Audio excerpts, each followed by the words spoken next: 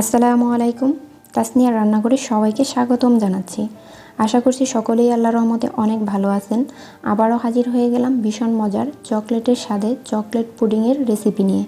এই রেসিপিটি তৈরি করা খুবই সহজ এবং খেতেও অনেক সুস্বাদু। ছোট বড় সবাই এই রেসিপিটি পছন্দ করবে এবং মজা করে খাবে। আশা করছি আজকের রেসিপিটিও ভালো লাগবে। ভালো লাগলে চ্যানেলটি সাবস্ক্রাইব করে নেবেন। চলুন দেখে নিই এই মজাদার রেসিপিটি। তো রেসিপিটি তৈরি করার জন্য চুলায় একটা প্যান বসিয়ে এর মধ্যে মেজারমেন্ট কাপের 1.5 কাপ পরিমাণ দুধ নিয়ে নিচ্ছি। দুধটাকে আমি আগে থেকে জাল করে ভালো করে ঠান্ডা করে নিয়েছি। আর আপনারা যদি দুধটা জাল করতে না চান তাহলে কিন্তু গুঁড়া দুধ দিয়ে ঘন করে নিতে পারেন। এর মধ্যে দিয়ে দিচ্ছি 1/4 কাপ চিনি আর দিয়ে দিচ্ছি 1.5 চা চামচ আগার আগার পাউডার।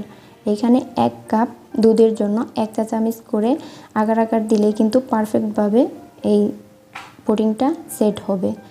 এখন এটাকে আমি একটা স্প্যাচুলা দিয়ে সব কিছু দুধের সাথে ভালো করে মিশিয়ে নিচ্ছি। আপনারা এখানে আগার আগারের পরিবর্তে জেলাটিন অথবা চায়না গ্রাসও ব্যবহার করতে পারেন। মিশানো হয়ে গেলে এখন চুলাটা অন করে দিব। চুলাটা অন করে চুলার মিডিয়াম আছে এটাকে আমি 2 থেকে 3 মিনিট রান্না করে নিব। 2 থেকে 3 মিনিট রান্না করার পর যখন দেখবেন মিশ্রণটি এরকম একটু ঘন হয়ে আসছে, ওই পর্যায়ে চুলাটা বন্ধ করে দিব।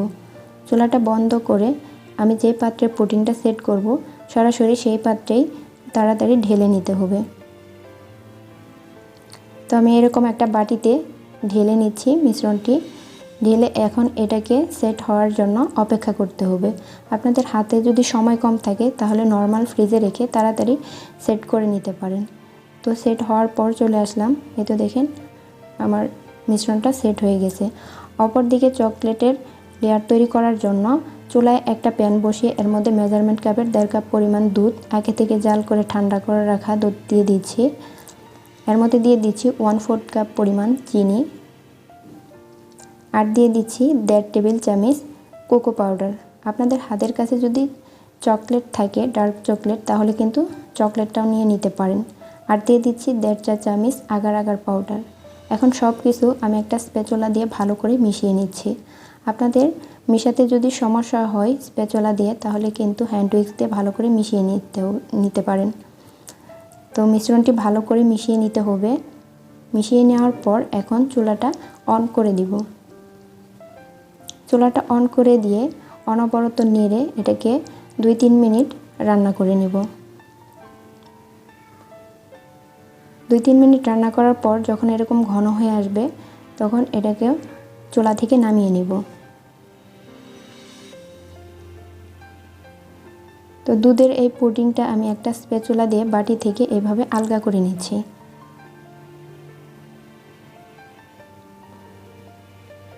আলগা করে নিয়ে কোকো পাউডারের যে মিশ্রণটা এটা নিচের দিকে অর্ধেকটা দিয়ে দিচ্ছি।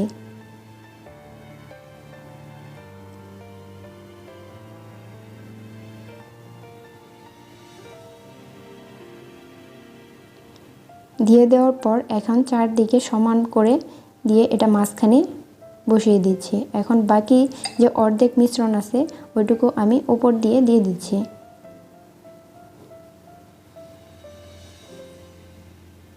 সম্পূর্ণটাই দিয়ে দেওয়া হয়ে গেছে। এখন এটাকে আর নাড়াচাড়া করা যাবে না, এটা সম্পূর্ণভাবে সেট হওয়ার জন্য অপেক্ষা করতে হবে। তো 1.5-2 ঘন্টা সময় যদি অপেক্ষা করেন তাহলেই কিন্তু ভালোভাবে সেট হয়ে যাবে। তারপর 1 ঘন্টা নর্মাল ফ্রিজে রেখে পরিবেশন করতে পারেন। তো আমি 3 ঘন্টা পর এটা ফ্রিজ থেকে নামিয়ে আনলাম। এখন একটা স্প্যাচুলা দিয়ে চারদিক দিয়ে আমি ছাড়িয়ে নিব। এইভাবে ছাড়িয়ে নিলে মোল্ড আউট করতে সুবিধা হবে। এখন উপর দিক দিয়ে একটা প্লেট দিয়ে এটাকে আমি উল্টিয়ে নিব।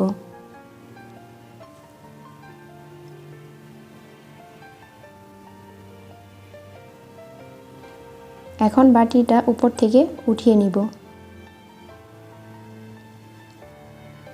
তো দেখেন কত সুন্দরভাবে সেট হয়ে গেছে। এখন আমি পুডিংটা কেটে নিচ্ছি। রেসিপি ফলো করে বাসায় ট্রাই করতে পারেন। আর এই গরমে ঠান্ডা ঠান্ডা কিন্তু এটা পরিবেশন করতে পারেন। পরিবারের সবাই খুবই পছন্দ করবে। আর রেসিপি কেমন লাগলো তা জানাতে ভুলবেন না।